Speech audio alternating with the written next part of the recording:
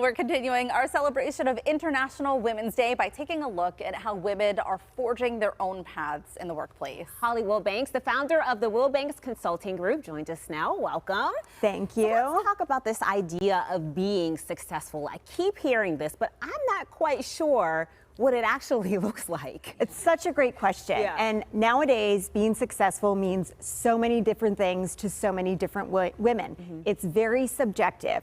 Some women think that getting up and getting their run in for the day is success. Other women think that climbing the ladder is success.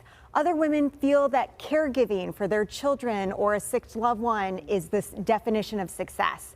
And so, quite frankly, it's all over the spectrum nowadays. I think that we have to remember the very core of what the fight was all those decades ago. It was just a fight to be able to get into the workplace, to be able to earn an equal wage. It doesn't mean that you have to if your version of success is still being someone who stays at home all day and takes care of the kids in the house. If I can make up the bed that morning and I get a chance to eat breakfast, I've already had a successful day. So Exactly. It's the little things. It really is the little things. And women are in the workplace now. And it's really about, if they are choosing to be in the workplace, how do we support them there? If they're choosing to be at home, how do we support them there? If they're choosing to be entrepreneurs or side hustlers, how do we support them there? Right. Do you think that women, they have better balance now compared to women? Like, if I look at my mom for an example, it feels like our generation has taken on so much more, so many more responsibilities, so many more titles and hats that we wear. It's stressful. It is very stressful for a lot of women. And the concept that we can do it all, I think many of us have realized is not a realistic concept. Instead, I think what women today are trying to do is figure out what's important to them, what they value, and then how they can structure their focus and their time around those things. And quite frankly, for a lot of women, that means making choices, particularly as your life shifts, your priorities change. Making those decisions around where you are now, not necessarily where you were 10 or 20 years ago, is a really important thing to do. You know, I just want to be vulnerable right now and just say, when people come up to me, and I'm sure to you too, how do you do it all? How are you doing it all? I laugh when people say it to me because if it looks like things are together, they are not. Because it's hard to do it all. You're putting it together on the surface, but inside it's like a slow crumble. Very true. It's hard to keep up with everything. It is very hard to keep up with everything. And again, a lot of women will choose to perhaps outsource things if they can, or engage other family members for help if they can.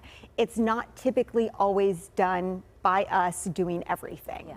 You mentioned, first of all, women should have a voice in the workplace, be heard in an unbiased way, really listened to. But there are some other things that you have some suggestions for employers and coworkers on making this a healthier environment in the workplace. Absolutely. So, pairing women up with women mentors or even sponsors, right? We have found that that has been hugely successful in not only boosting their confidence, but also helping women to get the projects that they want, be seen, be heard, and make sure that if they want to advance or shift within the workplace, they have somebody who's advocating for them to do that.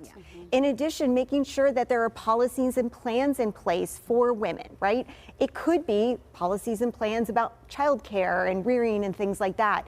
But it could also be some of the personal changes that women experience that men do not experience. And we are personally seeing a lot of our female clients going through menopause right now. And apparently 17% of women leave the workplace, or the workforce, I should say, because of menopause. So if a workplace doesn't have a menopause policy, that would be a great thing to start looking at today on International Women's Day and saying, when we have women that get to this point, how do we continue to retain them through some policy like that? We've been having this conversation a lot, and I appreciate the menopause policy, but we've been talking a lot about postpartum. That's something that I'm going through right now, and I mean, your emotions are all over the place, you're tired, and it's just like you need that support from your workplace to know that, hey, I'm just not complaining. Like to give you grace to give me grace and to just be there along the journey with me. And that listening aspect is crucial crucial for women. Right. So you may not have a policy that's going to help them immediately. You may not have a flexible work option that's going to help them immediately. But if you can listen and sympathize or even empathize if you've been there before, then that is huge for women to feel that they've been heard. I feel like we could do a whole episode on menopause. Because there are so many things that I don't think we know going into that phase of our lives. Like the anxiety can be through the roof when you're going through menopause, and that's where it can start to affect the workplace, and you feel uncomfortable, and you're going through all the, anyways. A whole episode is coming later on that very topic. We'll get into that later. What a wonderful conversation. It really is. All right, but you're not going to go anywhere because you're going to stick around because we have another topic that's coming up. Holly's sticking around to talk about a viral video and what happened when someone was asked to stick in, they were put in a hotel room with somebody else. Sleeping arrangements. Yeah, sleeping arrangements sparked a big debate that's coming up next.